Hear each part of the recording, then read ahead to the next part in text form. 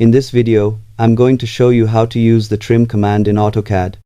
The trim command is one of the most commonly used editing tools, allowing you to remove unwanted portions of lines, arcs, and other objects quickly and accurately. To start, type trim in the command line and press Enter or select the trim tool from the Modify panel. In newer versions of AutoCAD, Quick Mode is enabled by default.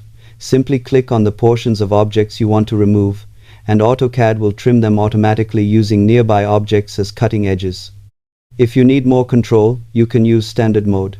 Start the trim command, select the boundary objects that will act as cutting edges, and then press Enter.